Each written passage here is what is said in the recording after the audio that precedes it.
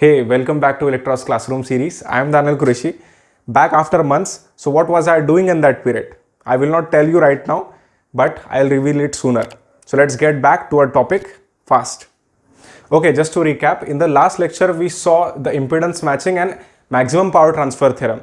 And in this particular lecture, we'll see the impedance matching methods and circuits. So it is going to be very interesting. Stay tuned till the end of the video. Okay, so before we take a look at the impedance matching methods, I want you to remember this.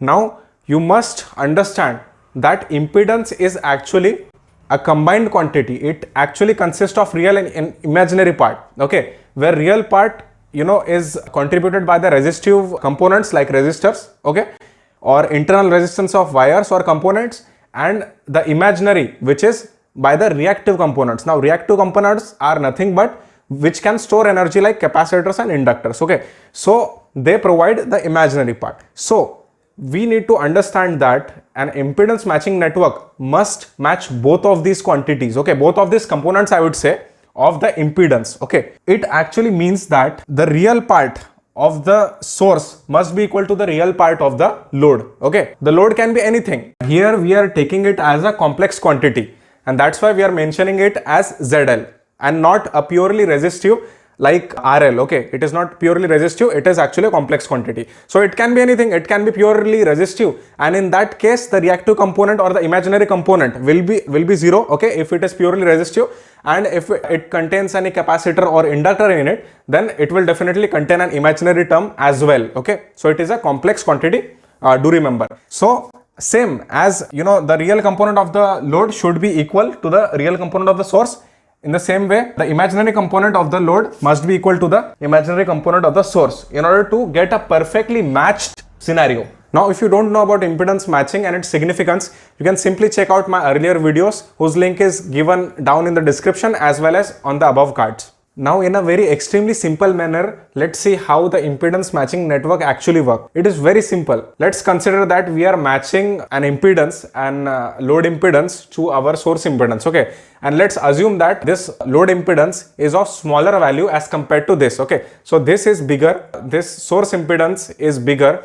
Let me show it by ZS, okay. It should be here. So this ZS is bigger than ZL. So then how this impedance matching network actually match these two impedances? Let's see.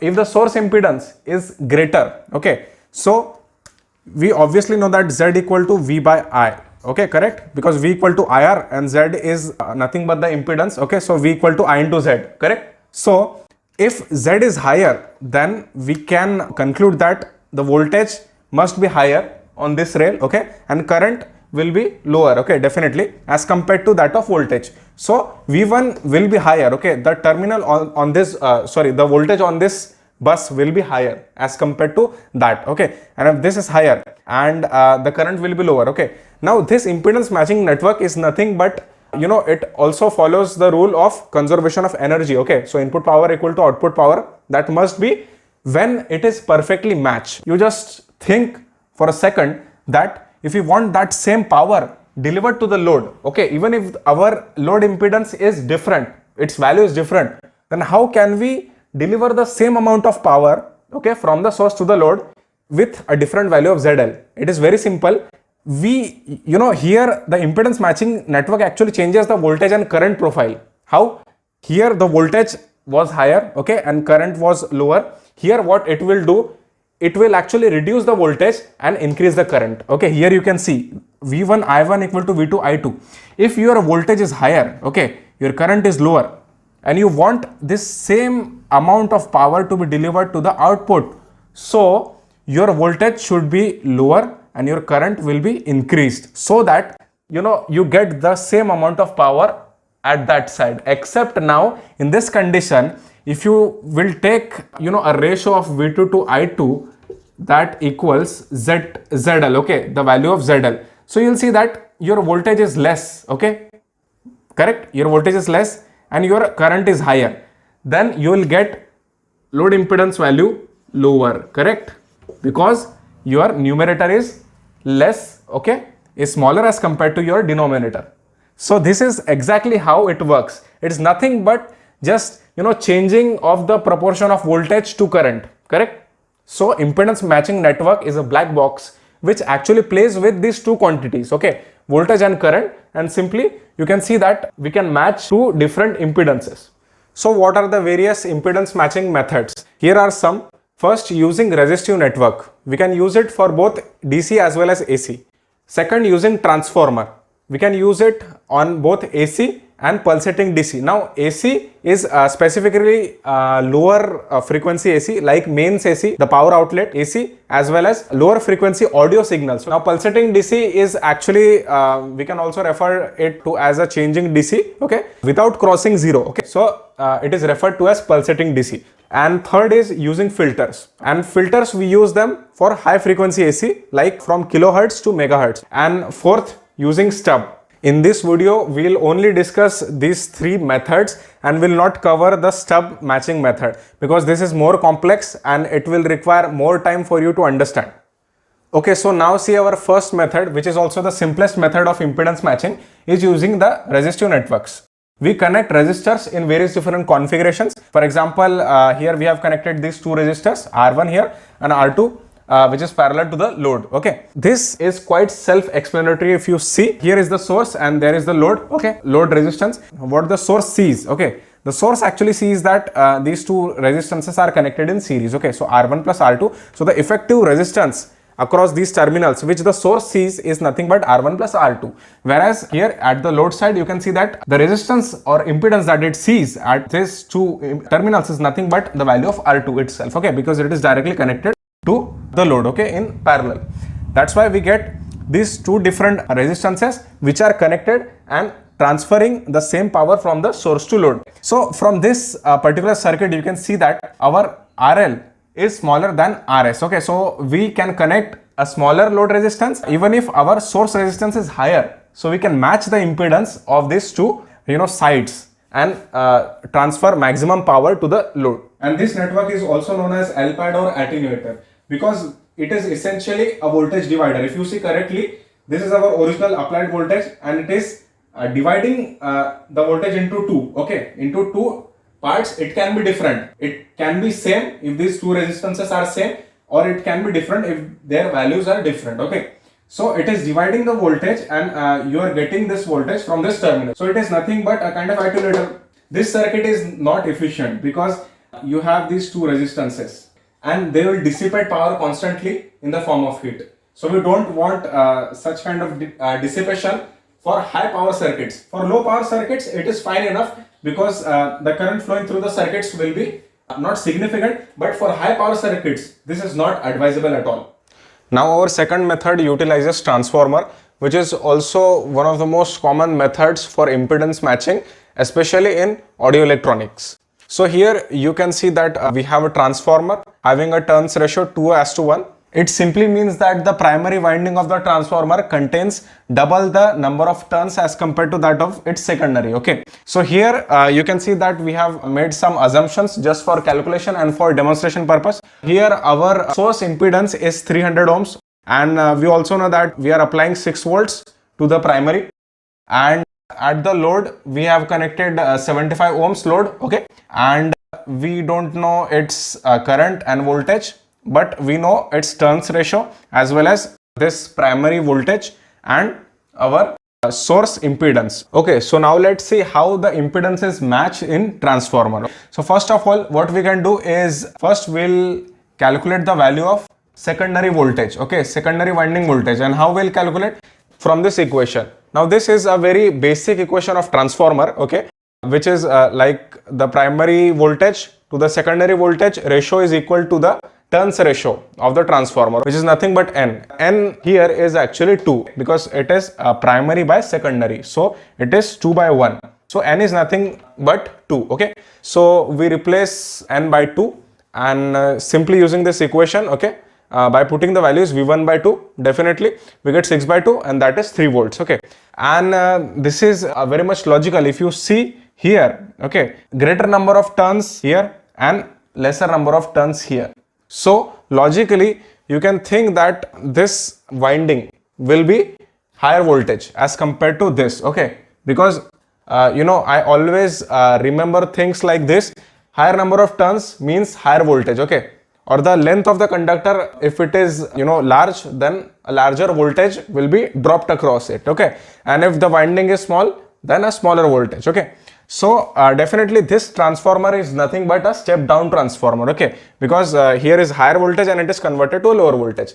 And definitely if this winding contains double the number of turns as this, so we can say that if this winding is half of that, okay, so the voltage will definitely be halved, okay? And you can see that our primary voltage was 6 volts and we are getting at the secondary 3 volts, okay? Now let's look at the current, okay? What is the scenario in the case of current, okay? So we'll secondly calculate the secondary current. And how? Because we now know the secondary voltage and we also know our load impedance ZL, okay? So that is 3 by 75 equal to 0.04 amperes.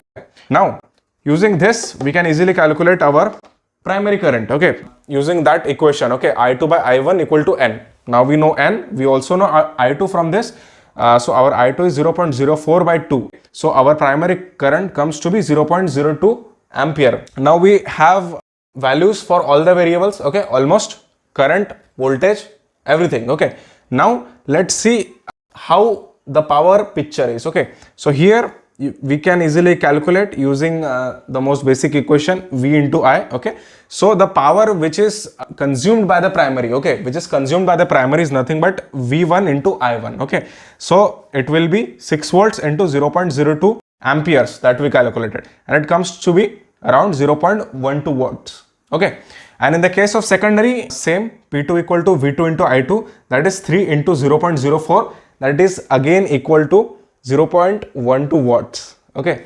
Now here what we can see is this transformer is definitely passing on the same power which it is taking from the source, and it is giving back to the load, and which is the same power. You can see that the two powers are same. The only difference is here you can see that the current and voltages are actually transformed, okay. Please remember that in transformer not only voltage is transformed but also current is transformed, because we need to obey the law of conservation of energy. Because if you are stepping up or stepping down voltages, there must be changes in currents in order to satisfy that equation, okay, or satisfy that law. That is important. So here you can see that our voltage was higher and our current was lower, okay. How much was that? 0.02 ampere. Whereas there you can see that our voltage is lower and current is higher. And because our turns ratio is 2:1, you can see that there is a half relation between input and output. Like here voltage is 6, there it is 3, that is halved, and our current is actually increased, okay, from 0.02 to 0.04 ampere. So there is exactly what we have seen earlier, that this impedance matching device, this transformer, is doing nothing but voltage or current conversion, okay. And that's why if you calculate, you will get a higher impedance on here, okay. If you divide, okay, V1 by I1, then you will get higher impedance, and here you will get lower impedance. So we can conclude that a transformer is a very good impedance matching device. And one most important thing to note is that this is ideal case scenario, okay, that 100% of your power is being delivered. Even though transformers are very efficient devices, but there are definitely some losses. There are various different kind of losses which we will not discuss in this video, but definitely this is an ideal case scenario just for simpler calculation. But otherwise there will definitely be some losses like resistive losses or ohmic losses or core losses or magnetic coupling losses, okay. Now what are the applications of such kind of transformer impedance matching? These kind of transformers are specially known as impedance matching transformers, okay. They actually are a special class of transformers, and they are majorly used in audio circuits, okay, mainly to drive loudspeakers or speakers or woofers or any other kind of driving device. Because woofers or speakers, they actually have a very low resistance, okay, very low impedance. Their characteristic impedance is like 4 ohms, 8 ohms, 16 ohms. So this is very low as compared to the output stage of the amplifier where you connect your speaker, okay. Before that, I'm talking about the amplifier stage. So the final amplifier stage, its output resistance is typically of the order of few hundred ohms, okay, like 100 ohms, 200 ohms, 150 ohms, so like that. And you have to match that impedance with either one speaker or multiple speaker. It depends upon your configuration. Like if you want one speaker, then it will be 4 ohms, 8 ohms, okay, and you need to match that with your previous amplification stage, that is 100 ohms or 200 ohms. So in those cases, these impedance matching amplifiers or audio amplifiers are very good to use in such applications. Okay, so our last and final method of impedance matching is using filters. Okay, now here I am just going to cover passive filter method because the active methods actually can be quite complicated. So just in order to demonstrate this method to you, I am just using passive. Okay, so here, first of all, for those who don't know about inductors and capacitors, a very short description is that they are actually counter to each other. Okay, they oppose each other. Like the effect which is produced by inductor, if we pass that same signal to the capacitor, it will actually reverse that. Okay, so they both are opposite to each other. That is important. Now what inductor does is it actually opposes the rate of change of current, or it basically wants current to be constant. Okay, and that's why it actually lags current behind voltage, so that current takes time in order to change. So first of all, only voltage is able to pass through the inductor as compared to current, and opposite is the case with the capacitor. In first capacitor, current can flow, and after that voltage slowly builds up. Okay, so in the case of capacitor, voltage lags or current leads, opposite to that of inductor. So this is just the basic theory, and don't worry about the details. We are going to cover it in the future video which I have already planned. Okay, now all focus and attention here. This method of impedance matching uses these reactive elements, inductor and capacitor. Now here you can see that I have drawn two different combinations, and you can here see that this is our source impedance less than load impedance, whereas here our source impedance is greater than load impedance. But you might wonder, in the case of resistive network, we have seen that when we have elements connected in this same manner, it was opposite to this what is written here. Okay, so how can it be opposite in the case of resistive and here in reactive components or filter method? Why it is opposite? In the case of resistive, it was actually ZS was greater than ZL in the same configuration or this same apparatus. Now let's see how. For this you need to understand the concept of resonance. Okay, now let me clear this. Filter method, if you have to match impedance using filter method, there is only single frequency in which the circuits is perfectly matched. Okay, and that frequency is nothing but resonance frequency or the natural frequency of oscillation. Every circuit containing inductor and capacitor has its own natural resonant frequency. Now let's see how this works. Okay, so first the signal goes through the inductor and then it encounters this capacitor. Okay, now if you clearly see, then they are forming an LC tank circuit. How? Because these two terminals are eventually connected together in series with this source impedance ZS. Okay, they are eventually connected. So these two elements are actually in parallel. So at a particular resonant frequency, what happens is actually that their reactances equalize. Okay, now what is reactance? If you don't know, then right now go and check my earlier video, otherwise you will not understand it completely. Okay, so I recommend that you first watch that and come here later. Okay, so reactance is in simple terms very similar to that of resistance. It is actually the opposition provided by these energy storing elements, nothing but inductor and capacitor. So at resonance frequency, what actually happens is the effect produced by inductor is equalized by that by the capacitor. Okay, so for example, if this inductor, it shifts the current by minus 90 degree or basically lags the current, then it will lead the current again. Okay, this capacitor, so their effect is effectively compensated, okay, or the resultant effect will be nullified, okay. So at the resonance, these both quantities are same. It will, it actually means that the overall impedance that this path will provide is actually zero, closer to zero, okay, not entirely zero. I have just written here zero because we are, considering ideal conditions, but in practical world it doesn't happen, okay. So definitely it will have some value, but very negligible, okay. So hence this path, okay, the AC current which will be flowing through this path will encounter very less or will face very less opposition, okay, and that's why the ZS is lesser only then. And here at the load side you can see that we have a capacitor.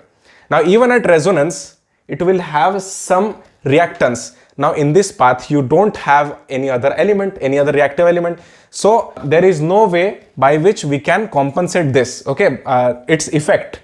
So we cannot compensate its effect in this loop, and that's why we will have some big quantity as compared to this, some big opposition to the current here, okay, at the output side, and that's why our load impedance is greater than ZS. And same is the case with this circuit, okay. We can apply the same logic here. Here you can see that instead of here at the input side we have inductor at the output side. So here what will happen, the complete scenario will be reversed, and here our source impedance is greater than ZL. These filters can only be used at a particular frequency. They are actually tuned to a particular frequency. If you want to use them for multiple frequencies, then you need to make these elements variable, okay. Either you make inductor variable or capacitor, but it is always easier to make a variable capacitor as compared to that of a variable inductor. This method of impedance matching is widely used in high frequency circuits like radio frequency circuits or RF circuits, because they are more suitable at higher frequencies than their transformer counterparts, because transformers have disadvantages as well at higher frequencies like magnetic saturation, and then the type of material to be used as a core at higher frequencies, and even some parasitic effects. So these simple elements, passive elements or filter method is mostly used in RF circuits. And that's it for today, guys. Hope you enjoyed the lecture, and if you did, then please like, share and subscribe, and comment down below if you have any queries or suggestions. Thanks for watching and see you there.